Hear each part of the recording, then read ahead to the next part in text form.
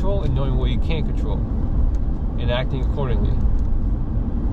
You know, there's this is not my quote, but there are times when you live in the house and the tornado goes to your house and wipes it all over. But that's gonna happen, and it's random. Only thing that does matter is how you're gonna react to it. You know, you don't know when family's gonna pass away. So you should, knowing that, you know, tell people you love them before you see them, or after you see them. Just so that could be the last thing that you said. Like when my grandma passed away, it was probably, it's almost coming up on a year right now. Last thing I sent her, it's gonna sound weird, but like animals, like a dog licking, like a dog licking the iPhone screen that she was on, like stuff like that. You know, it's 3 pictures, 3 different animals doing that. It's like GIFs. And I'm pretty happy that was my last message to her. You know, the last thing I most likely said to her when she was alive, it was this: "Hey, Grandma." She would go, "Bye, mijo." Then probably last time I was like, that I told her, I was like, "Bye, Grandma." And she probably said, like, you know, same thing. Last time when I saw her in a coffin, it was, "I'll see you later, Grandma." That's it. You know, I can't control when somebody's gonna pass away. But I can control my reaction to it, which is that, you know, you should, if that's something you care about, which I feel like most people should, tell people that you love them more. Tell people the good things about them. You know, we have an incredibly short life. You know, and if you have a chance to spread happiness, I think you should. Or let somebody know that you matter, that they matter to you. You should do that. I think there is some sort of obligation that you should feel towards that.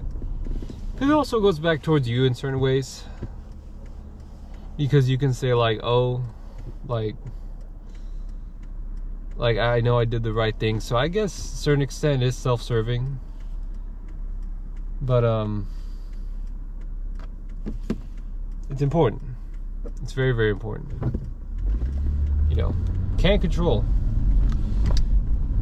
Stoicism. You gotta know what you can and can't control. Actually, I learned part of it in a philosophy class.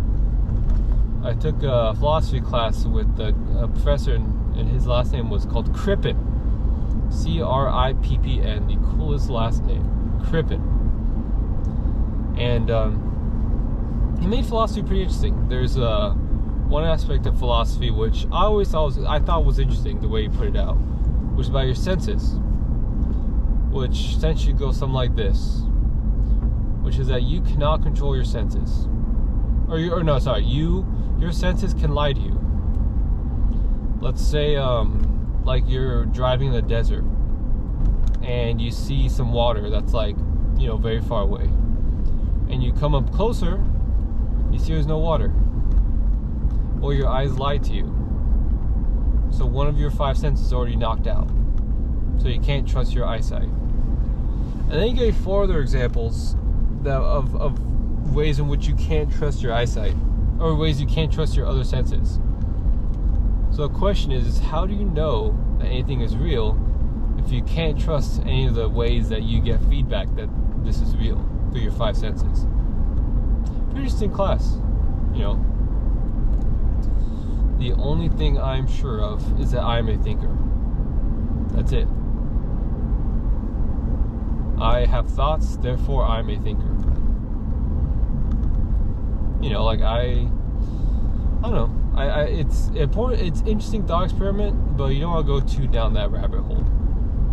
You know, how do you know that you're not dreaming right now? I feel like that's a common one. How do you know that my red is your purple? I don't know. There's another interesting one that I feel like I'm forgetting, but it's regarding philosophy, which is how do you know that like you're not the only conscious person? Like, how do you know that other people are actually conscious? Like, what if they're just like robot, you know? But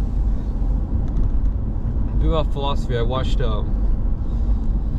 Sam Harris. He did a thing on free will and how we don't have free will. I don't know if I believe it, but it was pretty interesting. It was on the Lex Friedman podcast, and he talked about how our thoughts come up like spontaneously. We don't control our thoughts, or like the premises of our thoughts that could change our action. He explains it a billion times better than I could ever do it.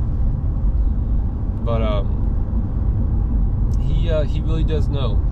Like, you know, I think there is some validity in what he does and what he says.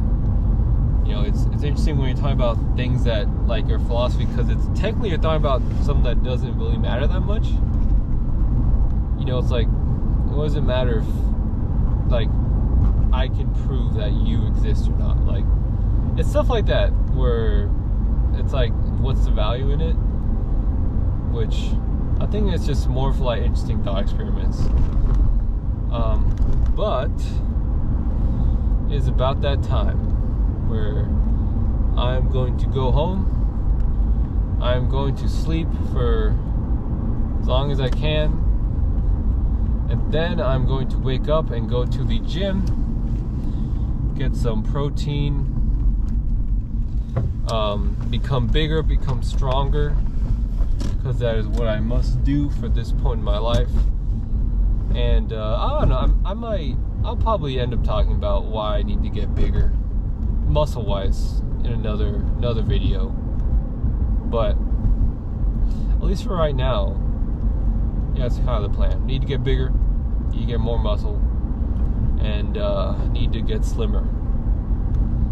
But I don't know, I might talk to you tomorrow maybe about that.